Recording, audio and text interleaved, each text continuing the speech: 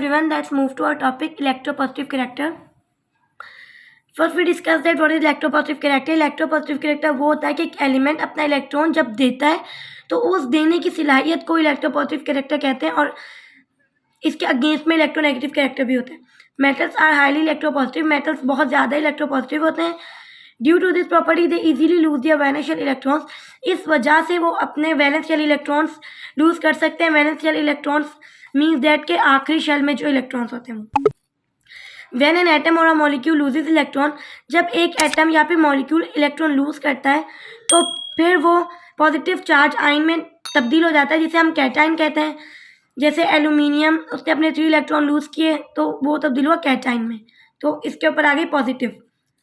Electro 3+ क्यों आई है इसके ऊपर? क्योंकि इसने 3 इलेक्ट्रॉन दिए, और ये हमें कैसे पता चलता है? ग्रुप नंबर से, कि एक एलिमेंट अपने कितने इलेक्ट्रॉन लूज करता है या गेन करता है. Electropositive character of metals increases down the group with increasing atomic size. Metals का electropositive character down the group increase होता है एटॉमिक साइज बढ़ने की वजह से, क्योंकि जब एटॉमिक साइज बढ़ता है तो न्यूक्लियस और वैलेंस शेल की अट्रैक्शन बहुत ज़्यादा वीक हो जाती है, जिसके बिना पर वो अपने इलेक्ट्रॉन इजीली लूज कर सकता है. Alkali metals have large atomic size and low ionization potential values. Alkali metals क्या होते हैं? फर्स्ट एक ग्रुप को हम अल्कली मेटल्स कहते हैं. Hydrogen, lithium, sodium, potassium, rubidium, caesium, francium, ये सब अल्कली मेटल्स हैं. इनका लार्ज एटॉमिक साइज होता है और low ionization potential values.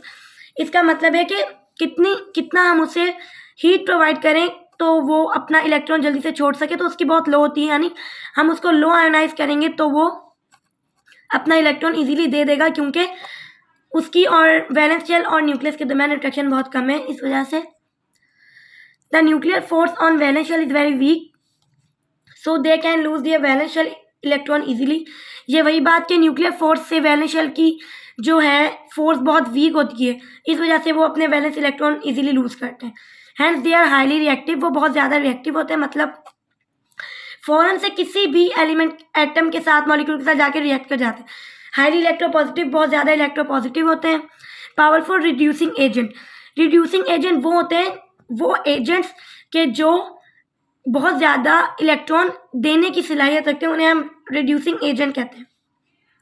And can not exist free nature. और वो नेचर में फ्री एग्जिस्ट नहीं करते, क्योंकि वो मेटल्स हैं, गैसेस नहीं हैं. The valence shell electronic configuration of alkali metals is NS1.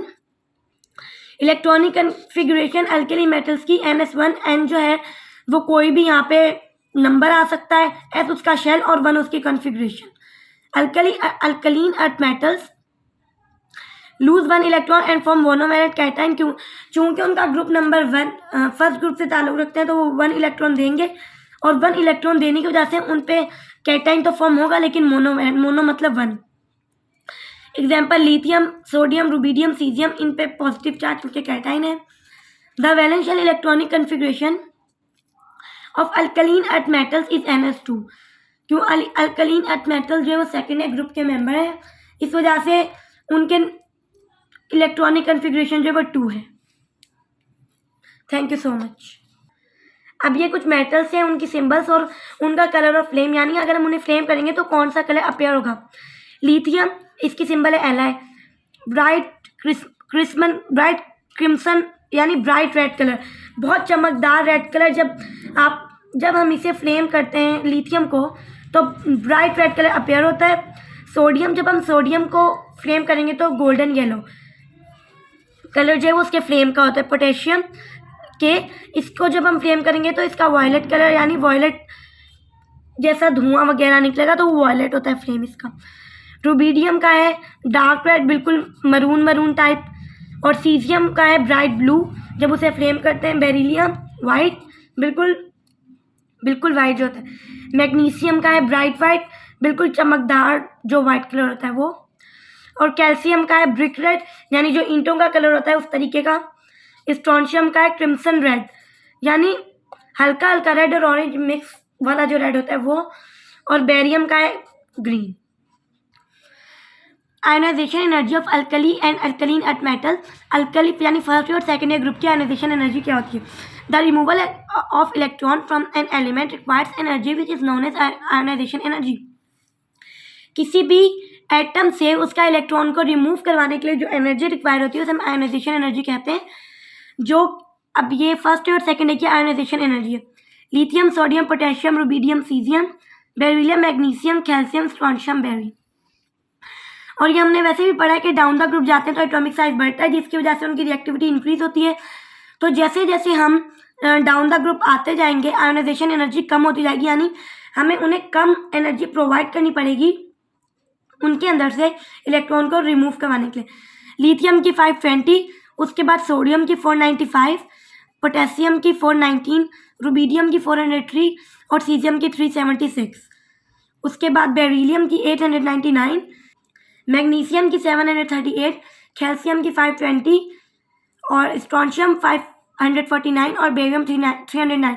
यानी दोनों ग्रुप में जब हम डाउन द ग्रुप जाते हैं तो आयोनाइजेशन एनर्जी डिक्रीज होती है और रिएक्टिविटी इंक्रीज होती है। Ionization energy values decreases with increasing atomic size and vice versa. मतलब आयोनाइजेशन एनर्जी जो वैल्यूज होती हैं डाउन द ग्रुप डिक्रीज होती हैं, जो हमने पढ़ा है, और एटॉमिक साइज इंक्रीज होने की वजह से। और सेम जब हम एटॉमिक साइज इंक्रीज करेंगे तो वाइस वर्सा, यानी उसका अपोजिट, उलट बिल्कुल, कि जब हम एटॉमिक साइज इंक्रीज करेंगे तो वैल्यू डिक्रीज होगी, एंड जब हम ये इंक्रीज करेंगे तो ये डिक्रीज होगी, मतलब उसका उल्ट। The alkali metals and alkaline earth metals show increasing trend of reactivity down the group because the atomic size increases down the group. मतलब जो अल्कली और अल्कलीन अर्थ मेटल है वो अपनी रिएक्टिविटी डाउन द ग्रुप बहुत ज़्यादा show करते हैं, क्योंकि उनका atomic size down the group increase होता है। Since alkali metals have low ionisation energy values, जबकि इसकी वजह से अल्कली मेटल्स की आयोनाइजेशन एनर्जी वैल्यूज लो होती हैं अल्कलीन अर्थ मेटल्स के मुकाबले में। So alkali metals are highly reactive than alkaline earth metals. इस वजह से अल्कली मेटल्स जो हैं वो ज़्यादा रिएक्टिव होते हैं अल्कलीन अर्थ मेटल से, क्योंकि उनका ग्रुप नंबर भी चेंज है। इस वजह से alkali metals and alkaline earth metals have low values of ionization energies due to which they easily lose their valence electron and form cation. Alkali metals और alkaline earth metal की ionisation energy बहुत low होती है, इसकी वजह से वो अपना वैलेंस इलेक्ट्रॉन ईजी से दे देते हैं और कैटाइन फॉर्म करते हैं। यानी आयन फॉर्म करेंगे, क्योंकि देंगे तो कोई चार्ज अपेयर होगी, और पॉजिटिव अपेयर है तो उसे कैटाइन कहते हैं। दस दे आर हाईली रिएक्टिव, इसकी वजह से वो बहुत ज़्यादा रिएक्टिव होते हैं। Thank you so much, join us in every videos because you can get more and more information in our videos. So thank you so much. Allah Hafiz.